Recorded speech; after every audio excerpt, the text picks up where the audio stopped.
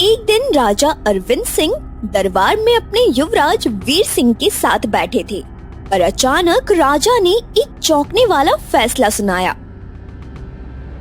सौदागर, हमने तय किया है कि हम अपने पुत्र युवराज वीर सिंह को तुम्हें सौंप देंगे।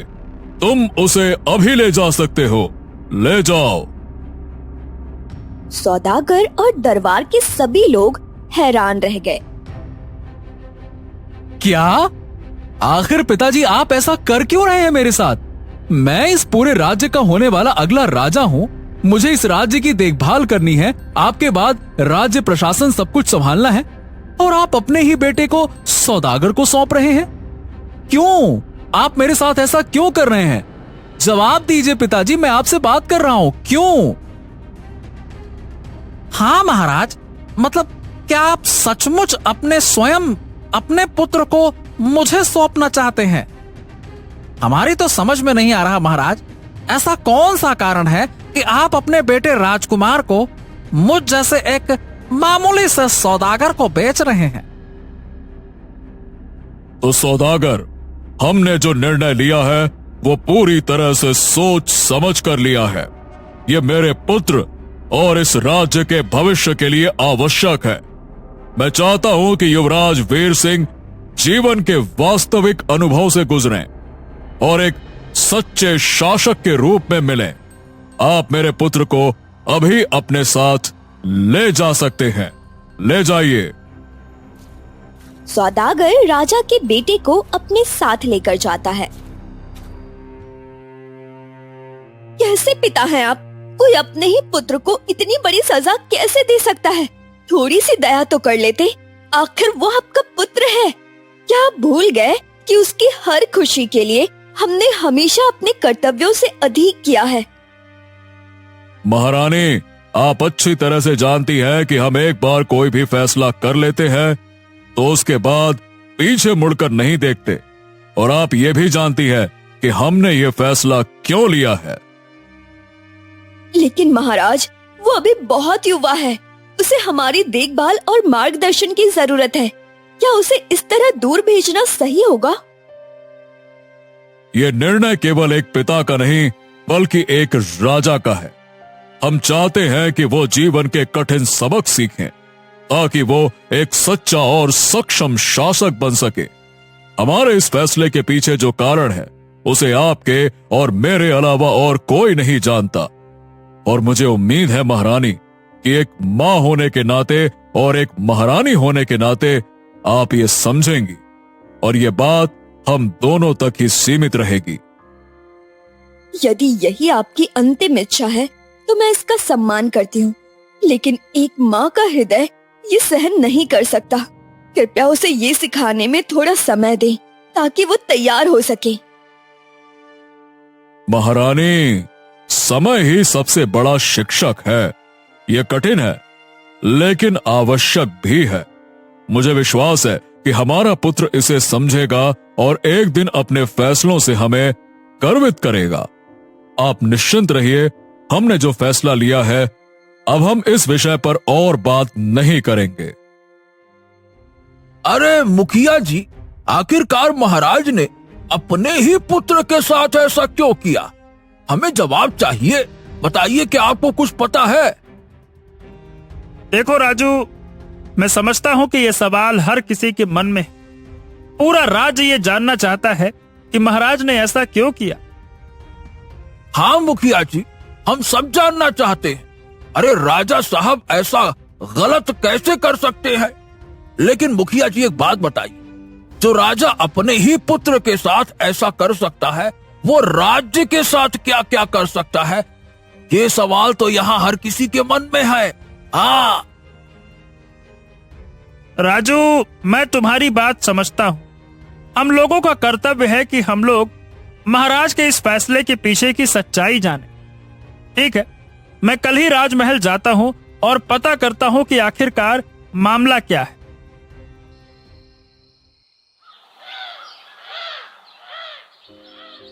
प्रणाम मंत्री जी, सेनापति जी। आप लोग कुछ कीजिए, राजकुमार को वापस महल में बुलवाइए। महाराज के इस फैसले से पूरे राज्य में हाहाकार मचा हुआ है। मंत्री जी, आप तो महाराज के साथ हमेशा रहते हैं, ज्यादातर कार्यों को आप ही तो देखते हैं। आपको तो इस बात का कुछ अंदाजा होगा ना कि महाराज ने आखिरकार अपने ही पुत्र को किसी सौदागर को क्यों सौंप दिया है? मुखिया जी, देखिए बात ऐसी है कि मुझे इस विषय में कुछ भी नहीं मालूम। मैं तो खुद महाराज के इस फैसले से उतना ही हैरान हूं जितना कि आप हैं। अब ये समझ पाना कठिन है कि महाराज ने अपने ही बेटे के खिलाफ ऐसा कठोर निर्णय आखिरकार कैसे ले लिया। मंत्री जी, अगर आपको इस बात की जानकारी नहीं है तो हमें जल्द ही महाराज से इस विषय में बात करनी चाहिए। राज्य की जनता भी चिंतित है और हमें उन्हें उत्तर भी तो देना होगा। सेनापति जी, वैसे आप कहे तो ठीक रहे। हमें महाराज से इस फैसले का कारण जानने का प्रयास करना तो चाहिए, लेकिन यह भी ध्यान रखना होगा कि ये विषय अत्यंत संवेदनशील है, कहीं महाराज को ठेस न पहुंच जाए। सही कहा मंत्री जी, लेकिन जनता के सवालों के जवाब दिए बिना हम इसे ज्यादा समय तक टाल नहीं सकते। हमारा कर्तव्य है कि हम इस स्थिति को जल्द से जल्द संभालें। तभी उधर से राजा का करीबी सलाहकार राजू आता है। राजू जी, आप तो महाराज के प्रिय सलाहकार हैं। महाराज कोई भी बड़ा निर्णय लेने से पहले आपसे सलाह मशवरा तो अवश्य लेते ही लेते हैं। आपको तो पता ही होगा कि महाराज ने आखिर अपने ही पुत्र के साथ ऐसा क्यों किया, बताइए। मंत्री जी, मैं आपकी भावना समझता हूँ, लेकिन क्या आपको सच में लगता है कि महाराज को ये सलाह दूंगा मैं कि वो अपने पुत्र को, जो कि इस राज्य के अगले उत्तराधिकारी है, उसे किसी सौदागर के हाथों सौंप दें? मैं ऐसा कभी सपने में भी नहीं सोच सकता। बल्कि मैं तो हैरान परेशान हूँ महाराज के इस अचानक लिए गए फैसले से। ये सच है कि महाराज कोई भी बड़ा निर्णय लेने से पहले मुझसे सलाह मशवरा लेते, लेकिन इस निर्णय में उन्होंने ना तो मुझसे ना ही किसी और से कोई सलाह मशवरा की। अब ये तो गहरा राज ही है और ये राज केवल और केवल महाराज ही खोल सकते हैं। हमें धैर्य रखना होगा और प्रतीक्षा करनी होगी। मैं भी उतना ही चिंतित हूँ जितना कि आप लोग हैं। हाँ। हे भगवान, मुझ जैसा लाचार पिता किसी को मत बनाना। अरे कैसे बताऊं किसी को कि कितना बड़ा पत्थर दिल पर रखकर हमने अपने कलेजे के टुकड़े अपने बेटे को किसी सौदागर को सौंपा है। हाँ, ये रहस्य जो चाह कर भी हम किसी को नहीं कह सकते, ये हमें भीतर से तोड़ रहा है। पता नहीं वो राजकुमार हमारे किस हाल में होंगे। अरे जो कभी महलों में रहते थे, कैसे रहेंगे? उसे सुरक्षित रखना भगवान, सुरक्षित रखना। ए राजकुमार, मालिक ने ये कुल्हाड़ी आपको देने को कहा है, लो।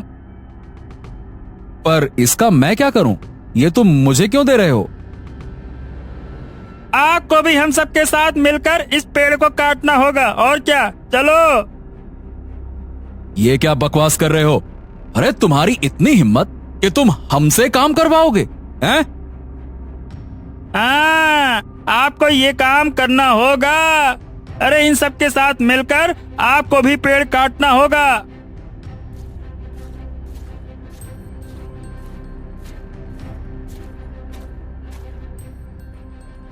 देखो राजकुमार, मैं तुम्हें एक बात अच्छे से समझा देता हूं। अब तुम राजकुमार नहीं बल्कि मेरे गुलाम हो, और तुम्हें इन सब के साथ मिलकर यहीं पर काम करना होगा जो बाकी के सब गुलाम कर रहे हैं। क्या कहा? मैं और गुलाम? अरे तुम होश में तो हो? मैं तो पूरे होश में हूं, पर तुम शायद भूल गए हो कि तुम्हारे पिता ने तुम्हें मुझे बेच दिया है। अब तुम कोई राजकुमार नहीं हो, बल्कि मेरे गुलाम हो। यह बात तुम अपने दिमाग में बैठा लो, समझे? और ये लो, पकड़ो कुल्हाड़ी और जल्दी से काम पे लग जाओ, वरना शाम का खाना भी नहीं मिलेगा और तुम्हें भूखे पेट सोना पड़ेगा, समझे? राजकुमार उस सौदागर की बातें सुनकर बहुत क्रोधित हो जाता है। वो गुस्से में वहाँ से कुछ दूर जाकर एक पेड़ के नीचे बैठ जाता है। अरे ये क्या किया पिताजी? आपने अपने ही बेटे को एक सौदागर के हाथों बेच दिया। आखिर ऐसा क्या हुआ कि आपको ये कदम उठाना पड़ा? क्या राज्य में धन दौलत या खजाने की इतनी कमी हो गई थी कि आपने अपने ही पुत्र का सौदा कर लिया? हाँ महाराज, ये आपने क्या किया? आपने अपने ही पुत्र को एक व्यापारी को बेच दिया और आप यहाँ आराम से महल में बैठे हैं। भला आपको हो क्या गया है? आप ऐसा कैसे कर सकते हैं? कृपया मेरे पुत्र को वापस लेकर आइए महाराज, मुझे मेरा बेटा चाहिए। महारानी, हम राजकुमार को वापस नहीं ला सकते और हम आपसे आग्रह करते हैं कि दोबारा इस विषय पर या राजकुमार के विषय पर हमसे कोई बात ना करें। यह विषय मेरा हृदय पहले ही तोड़ चुका। कृपया हमें अकेला छोड़ दे, अब हम और कुछ नहीं सुन सकते।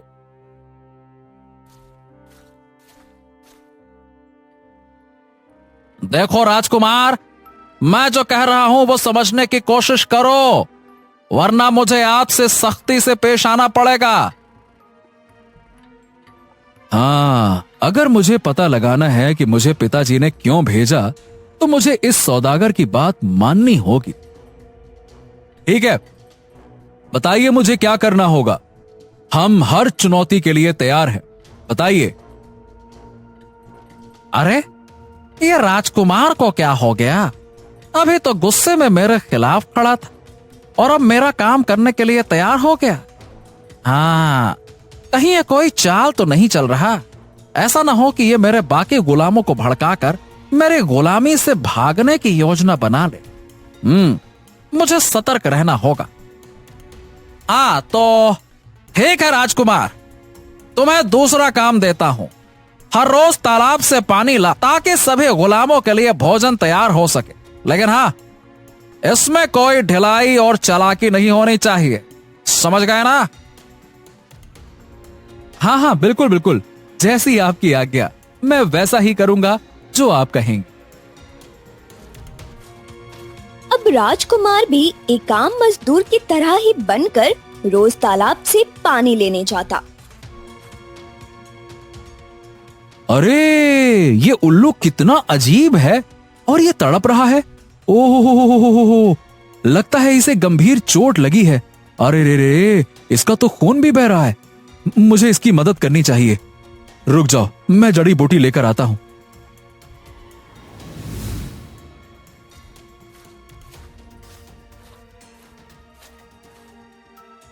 राजकुमार जड़ी बूटी ढूंढकर उल्लू की चोट पर लगा देता है। हाँ, अब ये ठीक हो जाएगा। बेचारा मासूम घायल पड़ा था। कुछ देर बाद उल्लू को होश आता है। मैं तुम्हारा धन्यवाद इंसान, तुमने मेरी मदद की। क्या है? तुम इंसानों की तरह बोल रहे हो? ये कैसे संभव है?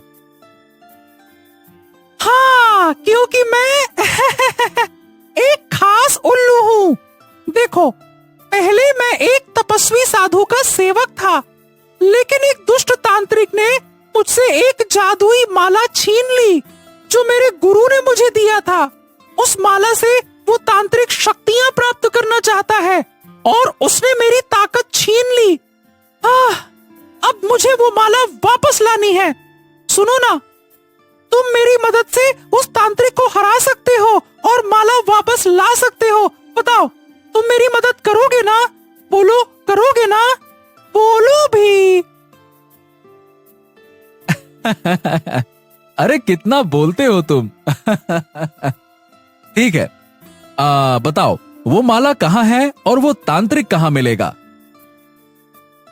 हाँ, तो वो तांत्रिक यहाँ से कुछ दूर एक लाल गुफा में तपस्या कर रहा है। वो माला प्राप्त कर जादुई सिद्धियां हासिल करना चाहता है। हाँ, वहाँ है वो। समझ गया। तो फिर मैं उस तांत्रिक के पास जाकर माला वापस छीन लाऊंगा, चाहे जो भी हो। ये ठीक रहेगा? अरे लेकिन तुम ध्यान रखना, वो तांत्रिक इतना शक्तिशाली है कि वो तुम्हें नुकसान पहुंचा सकता है, मार भी सकता है। हाँ हाँ, ठीक है, तुम निश्चिंत रहो। मैं हर खतरे का सामना करने को तैयार हूं। मुझे उस माला को लाना ही होगा। राजकुमार और उल्लू उस तांत्रिक की ओर बढ़ते हैं। सावधान रहो, हमें चुपके से और खामोशी से आगे बढ़ना होगा, है ना? धीरे धीरे दबे पांव चलो।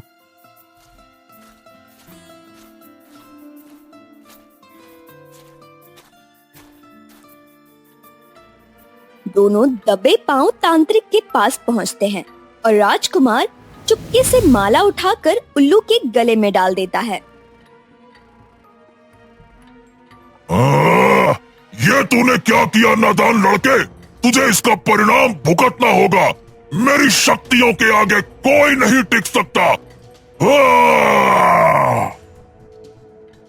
अब तू कुछ नहीं कर सकता तांत्रिक, क्योंकि अब मैं साधारण उल्लू नहीं हूँ। तुम्हें ऐसा सबक सिखाऊंगा जो तुम जीवन भर नहीं भूलोगे। रुक जाओ।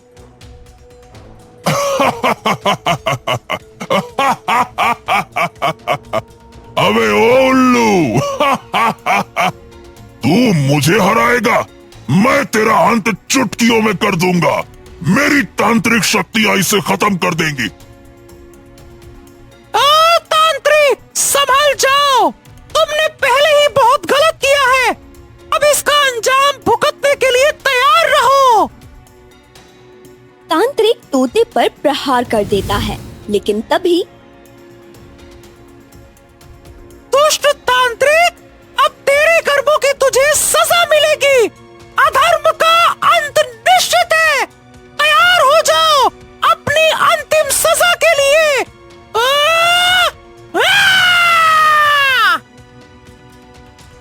एक तेज चमक के साथ तांत्रिक पत्थर की मूर्ति में बदल जाता है। देखा, तांत्रिक अब यही मूर्ति बनकर जीवन भर खड़ा रहेगा। बड़ा आया, यही तेरे पापों का फल है, समझा? फिर उस गुफा का दरवाजा एक बड़े पत्थर से बंद करके वो वहां से चले जाते हैं।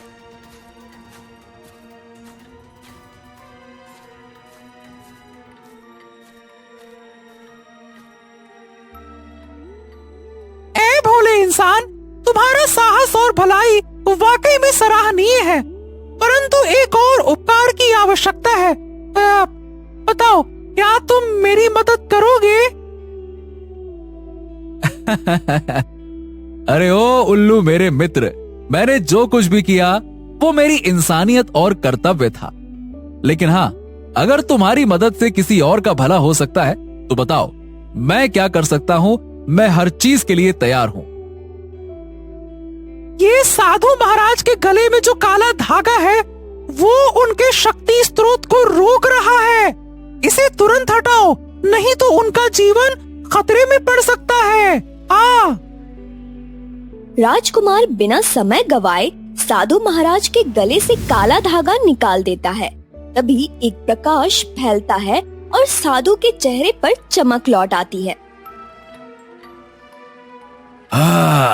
वीर नौजवान, तुमने मुझे इस बंधन से मुक्त किया, परंतु मुझे एक बात समझ नहीं आई। मेरी दिव्य माला, जिसे उस दुष्ट तांत्रिक ने छीन लिया था, वो तुम्हारे पास कैसे आई? महाराज, ये सब वीर युवक की बदौलत संभव हो पाया है। इसने अपनी सूझबूझ और साहस से तांत्रिक की चालाकियों को हरा दिया। आज इसने आपकी माला को पुनः प्राप्त किया और तांत्रिक को लाल गुफा में हमेशा के लिए कैद कर दिया। अरे वाह! आशीर्वाद आशीर्वाद बेटे, आशीर्वाद। तुम्हारा बहुत बहुत धन्यवाद। तुम सच्चे नायक हो। लेकिन बताओ, तुम कौन हो और कहां से आए हो? महाराज, मैं राजकुमार वीर सिंह हूं, इस राज्य के राजा आनंद सिंह का पुत्र। लेकिन अब मैं एक साधारण व्यक्ति की तरह जीवन जी रहा हूं। क्या तुम राजा आनंद सिंह के पुत्र हो? हो। लेकिन तुम साधारण कपड़ों में क्यों हो? तुम्हारे व्यक्तित्व में एक राजकुमार की शान क्यों नहीं झलकती? महाराज, मेरे पिता ने, दरअसल बात यह है कि मेरे पिता ने मुझे एक व्यापारी के हाथों बेच दिया था। अब मैं उसके लिए जंगल से लकड़ियां काटने, तालाब से पानी भरने, यही सब काम करता हूं। मुझे नहीं पता कि उन्होंने ऐसा क्यों किया, जबकि हमारे पास किसी चीज की कमी नहीं। साधु कुछ देर के लिए मौन हो जाते हैं और फिर धीरे से कहते हैं, बेटा, मैं बताता हूं कि उन्होंने ऐसा क्यों किया। ये एक गहरे रहस्य की बात है जो आज से 10 साल पहले जंगल में शुरू हुई थी। एक गरीब आदमी जंगल में अपने साथ एक हिरण को लेकर जा रहा था। उसी समय तुम्हारे पिता राजा आनंद सिंह वहां से गुजर रहे। उस हिरण ने तुम्हारे पिता को सम्मोहित कर दिया। वो था ही इतना खूबसूरत, तो बस। पर उस हिरण के साथ एक अभिशाप भी जुड़ा हुआ था। तो उस हिरण को तुम्हारे पिता उस गरीब आदमी से मांगने लगे। ये हिरण कितना रहस्यमयी और सुंदरता से भरा हुआ है, जैसे प्रकृति ने इसे अपनी कला का उदाहरण बना लिया हो। सुनो, क्या तुम इसे मुझे दोगे? मेरा मन इसकी सुंदरता से समाहित हो गया है और हम इसे अपने पास रखना चाहते हैं। बताओ। नहीं महाराज, यह हिरण हमारे पूर्वजों की निशानी है, जिसे मैंने कई पीढ़ियों से संरक्षित रखा है। मैं इसे आपको नहीं दे सकता। कृपया इसे समझे महाराज, क्षमा करें। क्या कहा? तेरी इतनी हिम्मत कि तू एक राजा को इनकार कर रहा है? क्या तुझे नहीं पता कि हम इस राज्य के अकेले शासक हैं? हमें जो चाहिए वो हम लेकर रहते हैं। क्या तुम्हें नहीं पता? महाराज, मुझे पूरा एहसास है कि आप इस राज्य के राजा हैं, लेकिन यह हिरण मेरे लिए एक अमूल्य धरोहर है। यह किसी भी कीमत पर मैं आपको नहीं दे सकता। कृपया करके मुझे माफ कर दीजिए। तुम्हारी मजबूरी की हमें कोई चिंता नहीं है। ये हिरण हमें चाहिए, मतलब चाहिए, और हम इसे हासिल करके रहेंगे। तुम इसे हमें दान में दे दो या फिर मुझे इससे खरीदने का अधिकार दो। हम तुम्हें मुंह मांगी कीमत देंगे, लेकिन याद रखो, जो हमें पसंद आता है वो हमारी जागीर बन जाता है और उसे कोई भी रोक नहीं सकता, समझे? शिकारी का चेहरा चिंता और संकोच से भर जाता है, लेकिन वो चुपचाप खड़ा रहता है। राजा अब जबरदस्ती उस गरीब को ढेर सारे सोने के सिक्के देते हैं और उस हिरण को लेकर वहां से जाने लगते हैं।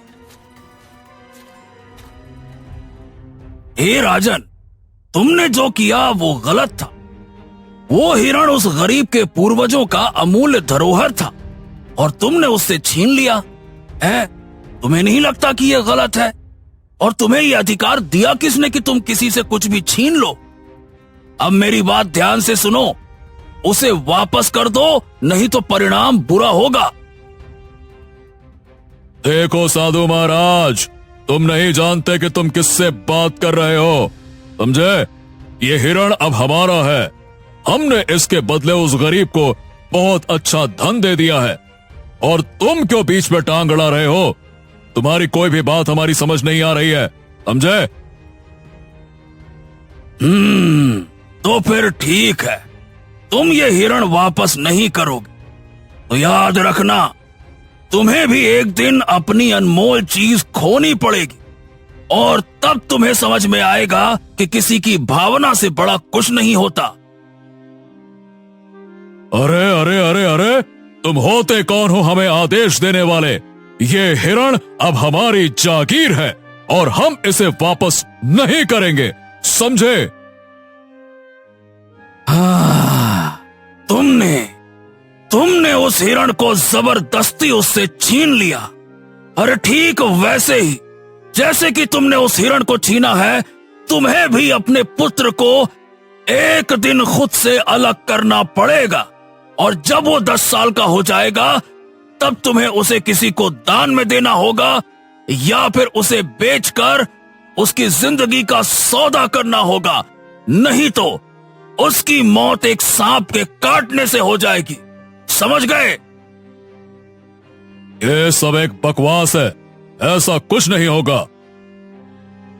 समझ जाओ राजन, समझ जाओ, अभी भी वक्त है। जब तुम्हारा पुत्र 10 वर्ष का होगा तब तुम्हें समझ में आ जाएगा। याद रखना, जो दूसरों के साथ अन्याय करता है उसके साथ भी अन्याय होता है। उसकी आंखों में गुस्सा और चिंता का मिश्रण होता है। वो गुस्से में और हड़बड़ी में वहाँ से चला जाता है, लेकिन उसके मन में वो बात रह जाती है। हाँ साधु महाराज, 2 महीने पहले की बात है, जब मैं अपने कक्ष में गहरी नींद में सो रहा था, तभी अचानक मेरे कमरे में एक डरावना सांप घुस आया और मैं सोते हुए उसका आभास भी नहीं कर पाया। लेकिन वो तो इत्तेफाक की बात है, एक सैनिक ने उसे देख लिया और तुरंत मेरे पिताजी को सूचित किया। पिताजी के चेहरे पर घबराहट साफ दिखाई दी और उसी दिन उन्होंने मुझे एक व्यापारी को बेचने का फैसला कर लिया था। हाँ, मुझे याद है, तुम्हारे पिताजी मेरे आश्रम में आए। उसी सांप वाली घटना के बाद वो परेशान थे और मुझसे उपाय पूछने आए थे। मैंने उन्हें बताया था कि ये सब कुछ किस्मत और पूर्व जन्मों के कर्मों का परिणाम हो सकता है। साधु महाराज, जैसा आपने कहा था वैसा ही हुआ। मेरे पुत्र को एक सांप काटने आया था। वो तो सैनिक ने देख लिया, जिसके कारण राजकुमार बच गया। क्या अब कोई रास्ता है जिससे उसे बचाया जा सके? राजन, तुम्हारे पास कोई और रास्ता नहीं है। तुम्हें अपने पुत्र को या तो किसी को दान देना होगा या फिर उसे बेच देना होगा ताकि उसकी जान बच सके। ये एक कड़ा निर्णय है, लेकिन यही एकमात्र तरीका है। अगर तुम ऐसा नहीं करते तो तुम्हारे पुत्र की मृत्यु निश्चित है और वो सांप के डसने से ही होगी, याद रखना। अरे साधु महाराज, मैं अपने पुत्र को किसी को दान में दे दूंगा तो उसका जीवन तो बच जाएगा, लेकिन वो सदा के लिए उसी का हो जाएगा। क्या यह सही है? और अगर मैं उसे किसी को बेच दूं तो क्या वो भी अपनी पहचान खो देगा? मैं करूं तो करूं क्या? हमारे तो कुछ समझ में नहीं आ रहा। तुमने अपने जीवन में बहुत कुछ खो दिया है राजन, लेकिन तुम्हारे पिता ने तुम्हें एक व्यापारी को बेच दिया ताकि तुम जीवित रह सको। इस कठिन समय में भी तुम्हारे जीवन को बचाने के लिए कोई और रास्ता नहीं था। क्या? इसका मतलब कि मैं हमेशा के लिए अपने माता पिता से दूर रहूंगा। अरे क्या मैं उन्हें कभी वापस नहीं देख पाऊंगा? हाँ, नहीं राजकुमार, यह समय बहुत कठिन है, लेकिन तुम्हें इस समय अपने माता पिता से दूर ही रहना होगा। तुम्हारे पिता को अपनी गलती का एहसास कराना होगा और वो गरीब व्यक्ति जिसके साथ तुम्हारे पिता ने गलत किया था, उसके पास जाकर अपनी भूल का पछतावा करना होगा और नाग देवता की पूजा करके उन्हें प्रसन्न करना होगा। इसके बाद उस गरीब आदमी या व्यापारी से लिए हुए हिरण को वापस लौटाना होगा ताकि तुम अपने माता पिता के पास वापस जा सको। धन्यवाद साधु महाराज। ठीक है, आप जो कहते हैं वही सत्य है। अब मैं जाकर अपने पिता को सारी बात बताऊंगा।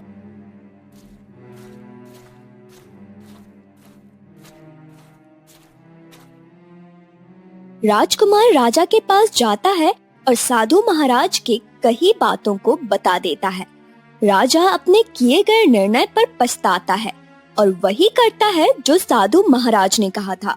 वो उस गरीब के घर जाकर अपनी गलती का प्रायश्चित करता है और उसे अधिक से अधिक दान देता है। बाद में वो नाग देवता की पूजा करता है। धन्यवाद साधु महाराज, धन्यवाद। आपने मुझे सही रास्ता दिखाया। अब मैं अपने माता पिता के साथ खुशी खुशी रह सकता हूँ। बहुत बहुत धन्यवाद, बहुत बहुत धन्यवाद। राजकुमार अपने माता पिता के पास लौटता है और पूरा परिवार फिर से एक साथ महल में रहने लगता है, हंसी और खुशी के साथ।